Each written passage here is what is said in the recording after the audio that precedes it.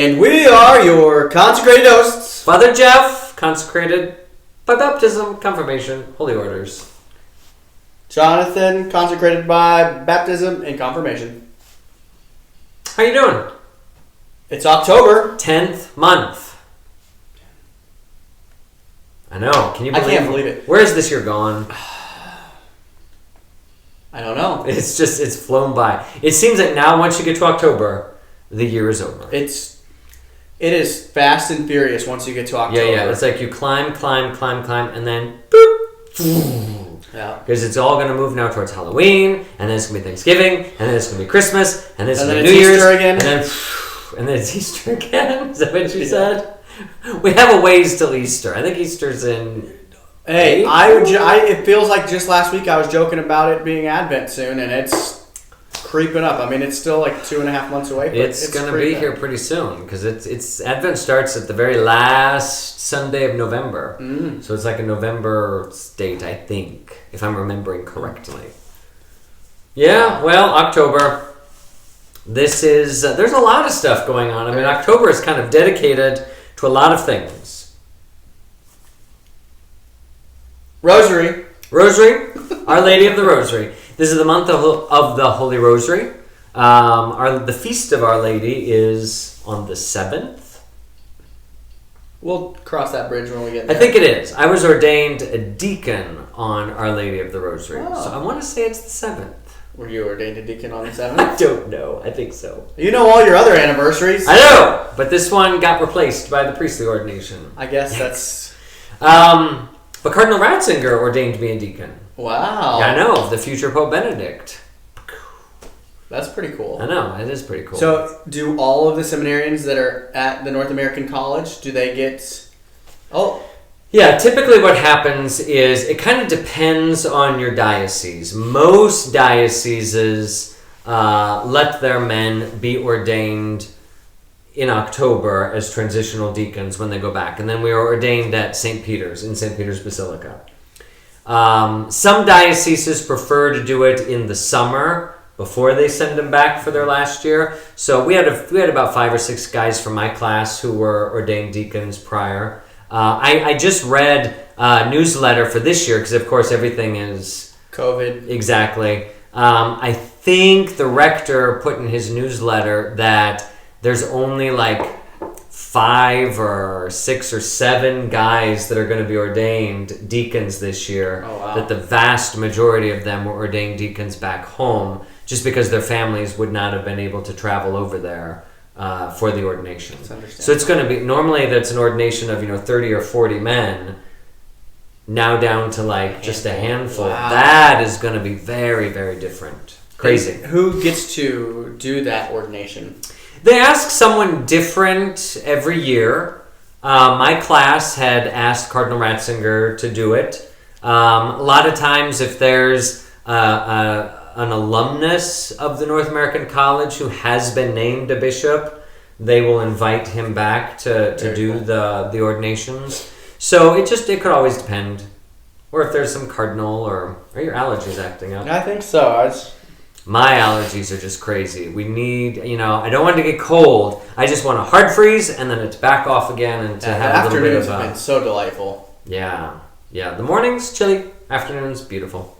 But that's fall. That's kind of the nice thing about fall. This is delightful. But back to more important things. Cardinal Ratzinger. That's it's hard. You can't imagine always getting a future pope.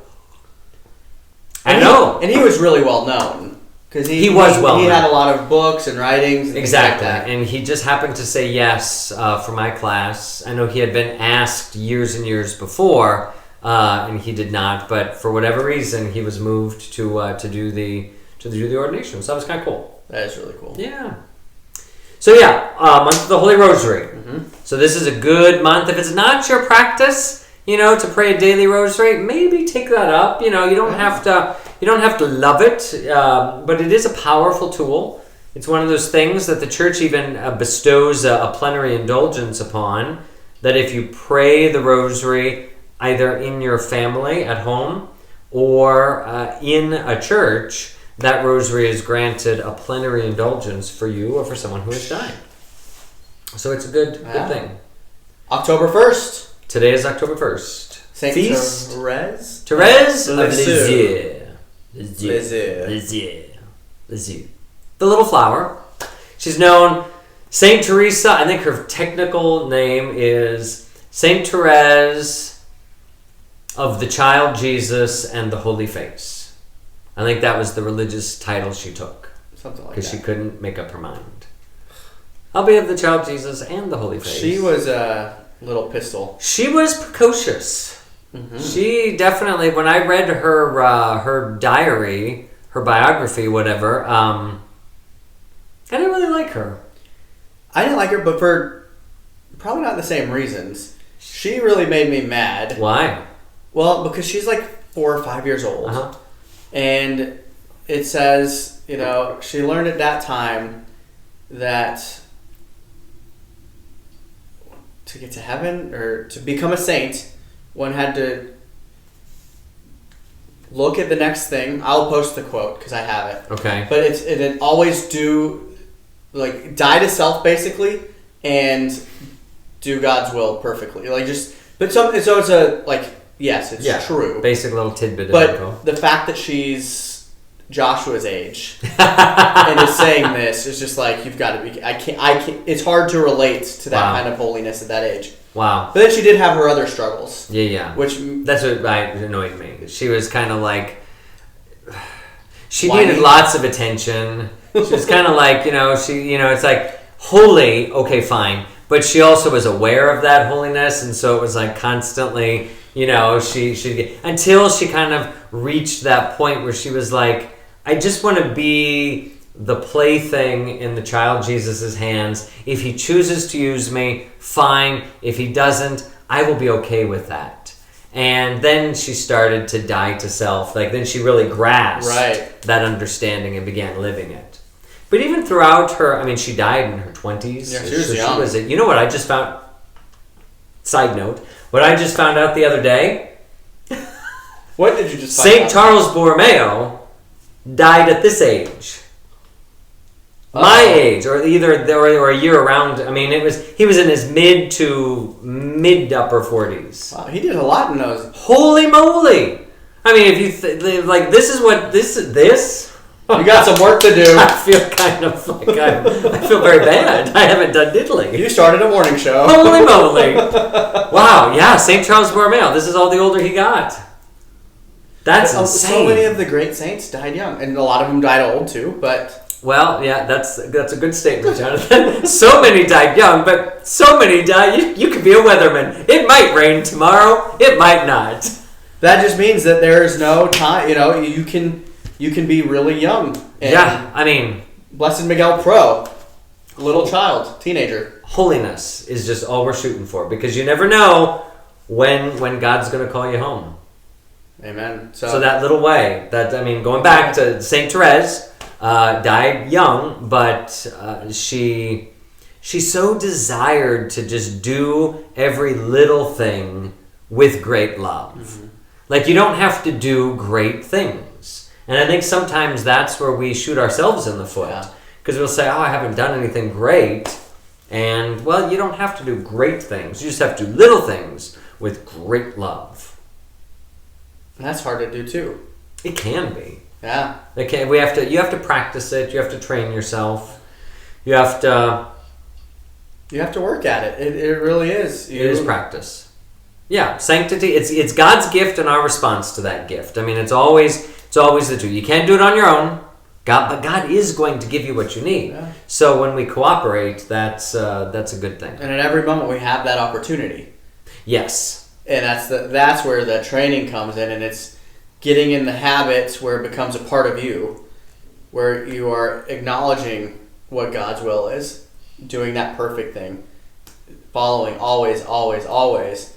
Where we have a tendency where it's like, I really don't want to go wash the dishes and make Genevieve happy. I'm just gonna lay here and let Genevieve do it later. That reminds me. There was a picture of Saint Teresa. It was an artist's rendition. It was something imagined, but I loved it because Saint Therese really wanted to be a priest. She would have loved to have been a priest, But of course, she realized that was not her vocation, since Christ did not institute the priesthood for her, for women. And so what she realized was she would then be mother, spiritual mother, to seminarians and priests. So it was a pen pal to some, and would pray for them and write to them. But there was this beautiful picture of Saint Teresa that an artist had done of Therese washing dishes, and it shows it freezes the moment when she's moving the dish from the wash water to the rinse water, and she's holding the dish above her head with her back to the artist, and you just see this moment that resembles the priest raising the host over his head. And it was like, the priesthood of Saint Therese, that by offering her daily labors and chores for the salvation of the world, she is practicing the priesthood. Yeah. And that's just her love and desire to be close to God. That's why she wanted to be a priest, is that closeness, that intimacy. And she thought that was the best thing that you could do. A priest can have. Right. And just to... it's truly, that is heroic faith. But then love. She realized, wait a minute, I don't have to be a priest to have that kind of love. I can just be that love. Yeah. And that's when she said, I'm going to be the love of the church. I'm going to love, love, love, love, love, so that all those people who are out there doing the things they're doing are going to have the blood pumping through them, because I'm going to be the heart that is pumping that blood through the whole body.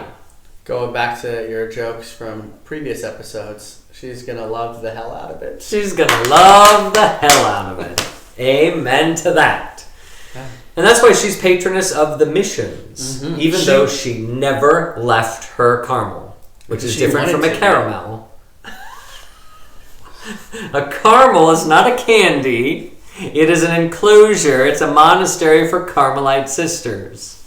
A caramel is a delicious candy treat. I've heard it both ways. All right, so we covered St. Therese. We've covered October, month of the Holy Rosary. We've covered... What else have we covered? Did we cover 10th month? It's only 11 months now until the greatest month of the year. Oh, Jonathan, stop it. I'm going to slap you. Oh, for the love. All right, let's dive in. We've got some screw taping to do. We get very passionate in this chapter. Yeah, he kind of goes off his rails. Literally. Literally. Chapter 22. 22. We're getting there. Down to the last 10. All right. Someone asked if we knew what we were doing after this. Do I know what I'm doing during this? No. We haven't gotten there yet. But if you have any ideas, you can email them to Jonathan. Jonathan at scbcc Omaha.org. Yeah. We really need to do something about that. SCB, St. Charles Borromeo, CC, Catholic Church, Omaha.org. SCBCCOmaha.org. Say that 10 times fast. Okay, we don't. So this chapter, boy, he's in a mood. I guess even demons have their bad days. Every day is a bad day. This is a worse day. So more annoyed than usual. Yeah, he's writing this letter, and I love the way he begins it. So! Exclamation point. Your man is in love, and with the worst kind he could possibly fallen into. Basically, we find out that our patient now, this Englishman, has fallen in love with a good girl. A good Christian girl. Someone who's pure and holy and is not the kind of girl that Screwtape wanted Wormwood to fall for. Yeah, the one a few chapters back, none of it. Yeah, none of it. He didn't. None of that. It's like, you could send me a list of all these women in the neighborhood that could be like potential temptresses, and none of them is the one that you seem to have moved him towards. And the way he describes this girl, oh my gosh. I mean, this is literature. Not only a Christian, but such a Christian. A vile, sneaking, simpering, demure, monosyllabic, mouse-like, watery, insignificant, virginal, bread and butter miss. The little brute. She makes me vomit. She stinks and scalds through the very pages of this dossier. Blah, blah, blah, blah, blah. Holy moly, he does not like this girl. No. He goes on to say that back in the day, back in early Christianity, this is the kind of girl that they would have sent to the Colosseum, or basically to be martyred. Mm-hmm. And we can think of a number of those young women, Lucy and Agnes and Agatha, and so those names from Cecilia, Anastasia, all of those young women who were basically would not give up their Christianity nor their virginity to some pagan dictator or whatever that usually is. Yeah, and they were then shipped off to be martyred. Whenever there's anything pure and holy, I think that's why, like the Virgin Mary is so hated by the evil one. Most hated person. I think so. Because if you think back, Mary is the new Eve.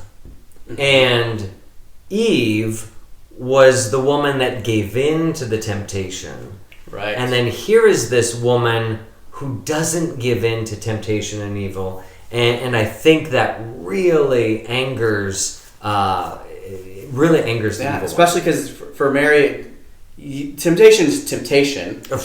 But she doesn't really bat an eye. Right. It's that's temptation, but I have the Lord. Yes. And again, when we go back in the thing, we talked about when someone is obedient to God, the devil has cannot win. There's no comparison. God or death. Yeah. And if you're just obedient, then no matter what the devil whispers in your ear, he cannot win. No. He cannot win because you're not going to bend. Mary didn't bend, so this woman, in her innocence, in her purity, in her desire to be holy, the evil one just can't even get in there, and he hates it. Yeah, that's when he talked about looking through his dossier. That's right. She's not in here. There's nothing that he can penetrate. There's no way to break through. Exactly. That she is so... Yeah, doesn't even know. And so he hates God then for that. And he goes on to talk about, here is God, and so he's confused. The evil one is confused because there's on the one hand all of the fasts and the vigils and the stakes, not the meat steaks, but being burned at the stake, and the crosses are only a facade, because really God he doesn't desire Christians to suffer. He desires us to know goodness and to enjoy that goodness and pleasure. And this line is beautiful. Out at sea, out in his sea, there is pleasure and more pleasure. He makes no secret of it. At his right hand are pleasures forevermore. And so he's confused. The evil one is confused. How can, on the one hand, Christians embrace the cross and the fasting, martyrdom, and all of these things, and at the same time not have any qualm enjoying the pleasures and the good things of life? It doesn't make sense. He can't put those two things together. And in some ways they don't, it's rationally thinking, it doesn't necessarily make sense. But lived experience tells us that it's possible. And how many times... I've certainly had this question that, it just seems that in order to be a Christian, you have to suffer. That being a Christian means you're going to be unhappy, or that you're going to have to endure suffering, or take up your cross and follow me. That's like the one condition of discipleship that Jesus gives us. And so it seems that that's what Christianity is all about. But it's really It's that ocean. It's about embracing both of those. It's like, if I accept this, then I gain this. And so if I accept my crosses, I gain the joy of the resurrection. And those two things can happen simultaneously. Yeah. Well, that joy of the resurrection comes at a cost. Because us in our human form, being in this broken world, this veil of tears, you can't necessarily appreciate that fully. Right. Without losing of self, which you're gaining of self, but we say losing. Right. Yeah. Losing. Yeah. And so you cannot. You have to lose something to gain something. The evil one doesn't understand that. He doesn't understand sacrifice. It's all gain. He just needs to consume, and more consume. So he says that basically God is vulgar. He's bourgeois. He's so commonplace. He sinks into the, basically the vaudeville, whatever, and he just he doesn't understand where everything, sleeping and washing and eating and drinking and making love and playing and praying and working, that every one of those things can have a sense of delight and pleasure in it. That you can delight in good work. You can delight in cleaning up. And in order for it to be good for them, for the devil, it has to be twisted. You have to do something in its own state. They cannot do anything. Everything has to be twisted before it's any use to us. Nothing is naturally on our side. Nothing. So I mean, that's the good news for us. It is great. That nothing is naturally on the devil's side. Sometimes people will talk about how much power the evil one has or the devil has. It's like, oh no, he has no power except the power that a lie has. Mm-hmm. So do you believe the lie? If you don't believe the lie, then he's got no power over you. But if you believe the lie, then he can twist things to get his way. And that's you giving the power. Right. Yeah, so we have to hold firm in that garden of holiness that he cannot break through.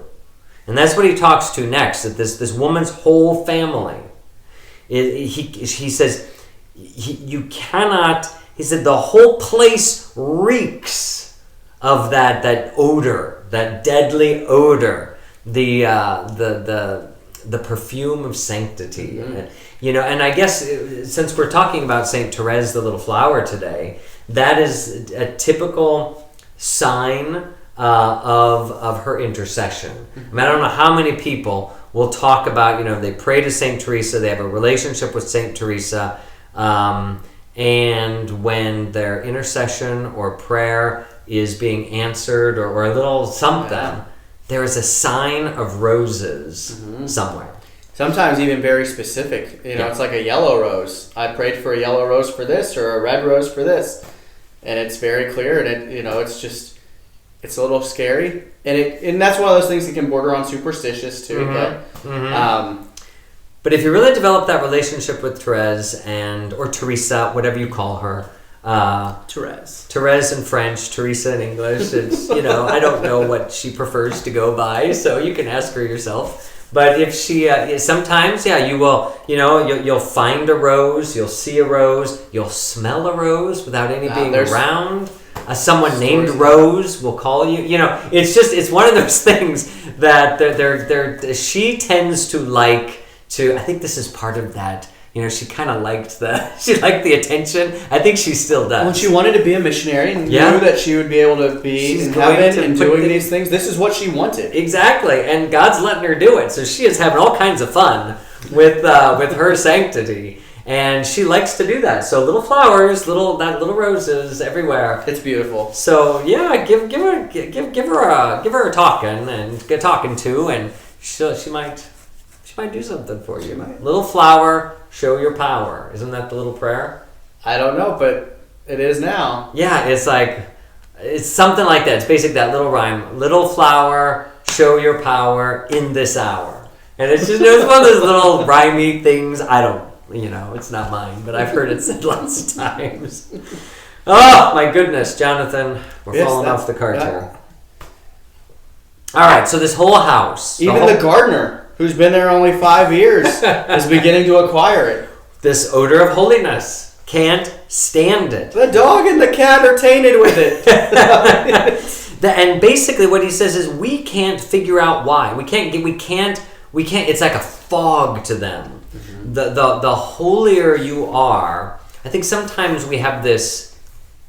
I don't know. There's almost a common sense that if you are going to be holier, that the evil one is going to attack you more, and maybe he does. I don't know. But I think part of it is the holier we are, the more, or that we grow in God's graces, the more we create this bubble that the evil one cannot penetrate, and it's foggy to him, and he gets further and further away and cannot perceive us as easily. But we have the power to pop that bubble. It can be punctured from the inside. It really can't be punctured from the outside. Very true. So it is living in that holiness and remaining there. So he describes this as it bears a sickening resemblance to the description one human writer made of heaven, the regions where there is only life, and therefore all that is not music is silence. That heaven is either all music or pure silence. That there is this beautiful balance of the sounds of music and utter silence. That is of heaven. And that's really quite, when you really think about that, there's such a deep peace in deep silence. So yeah, peaceful silence. Yeah. Not the eerie, awkward. Right. It's just And then music, and we're talking about, again, music that is ordered and heavenly, beautiful, perfectly played, nothing out of tune. That and their harmonies and melodies and all of those sorts of things. That's heaven. And he says, it's terrible. I hate them both. Because music is ordered. There is rhythm, there is beat, there is melody, there is harmony, there is ivory, there is ebony. Ivory, ebony. That is not the type of music they're referencing. Not at all. But he says, no square inch of infernal space and no moment of infernal time has been surrendered to either of those abominable forces. He wants noise. Noise. The in-between. Give me noise. So you take the silence and you shatter it, and you take the music and you, again, twist it. Mm-hmm. Noise is just this cacophony of sounds that are coming at you that don't play nicely together, that grate on the ears, that disrupt the peace. That's noise. And he says that is the great dynamism, the constant movement, the audible expression of all that is exultant, ruthless, and virile. Noise defends us from silly qualms, from despairing scruples, and impossible desires. So noise keeps us from really going deep, because you can't fall into a deep sleep. Because then it's that. Yeah, you can't concentrate. There's just always something setting you on edge. Right, and once you're finally starting to focus on something, here comes something else, and then you're diverted. Yeah, so you can't think, you can't dream, you can't go deep. You can only stay on the surface and just ride the wave. And it's awful. I think we've all been there. Yeah. And when we're talking about noise, it's not necessarily audible noise. I mean, it could be the noise of your life, that there's just so much going on that you don't have time to enjoy the peace, the quiet, or the order that is music to our ears. That's what the Lord wants. But that's not what hell is. No. So he gets now Screwtape is working himself up into a lather here. And he's talking about how they're getting things on earth to be all noisy, and the melodies and silences of heaven will be shouted down in the end. And I admit we are not yet loud enough or anything like it. Research is in progress. And then he turns his attention on Wormwood, and he's so angry with Wormwood. And he bursts into a centipede. If you're feeling like this chapter is a little crazy, it kind of is. So he just that whatever he's letting his inside happen to him, he becomes it on the outside. And I think if we let our passions carry us away, we become that. We become the angry monster. We become the lustful beast. We become those things. And we've seen people, hopefully not too close to us, but we've seen people that's just how they are now. Yeah. Because there's a lot of shouting these days. There's a lot of shouting. There's a lot of yelling. There's a lot of, in this last month before election, there's just a lot of angry, unsettled, chaos, yelling, shouting, brokenness, hurt. There's a lot of pain. And we could all try to, diagnose it and say, this is the cause, that's the cause, whatever. All I know is the only cure is the Lord Jesus Christ. They need Jesus. Oh my gosh. We need Jesus. We need he Jesus. Needs Jesus. I need Jesus. We need to bring the Lord Jesus. We need to bring peace and harmony and order to the world. That is our call. Reconciliation. That is the only thing. Holy moly. That is not what Screwtape is experiencing. No. And so his secretary, Toadpipe, has to continue the letter, basically writing that, I just burst into a giant centipede. I inadvertently allowed myself to assume the form of a large centipede. He just bursts into this giant centipede, and his passions now have control of him. And when you get to the end, there's a little revelation there. Mm-hmm. In my present form, I feel even more anxious to see you, to unite you to myself in an indissoluble embrace. Now, we've been talking about this relationship between the patient and this woman, and the innocence of it, and the beauty of it, and that it may lead to matrimony. Mm-hmm. He now is talking about a passion of uniting in an indissoluble embrace that I don't think is quite as loving. Not harmonious. Especially if you're a centipede. So, I think there's a little foreshadowing going on there without giving anything away. I don't want to know. So this chapter just kind of explodes into, when you take what is good and turn it to what is evil and let that loose, everything falls apart.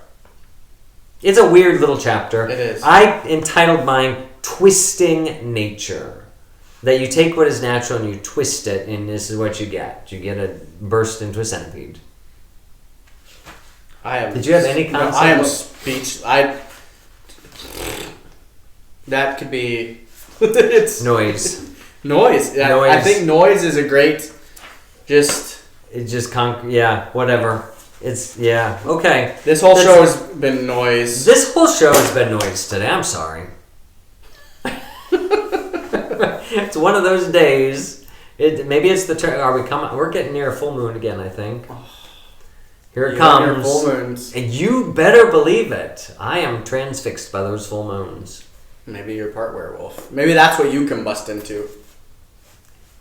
Combust, can bust. All right, tomorrow's Friday. Tomorrow is Friday? We will see you tomorrow. Yeah. Tomorrow's Friday. Tomorrow's Friday the 2nd.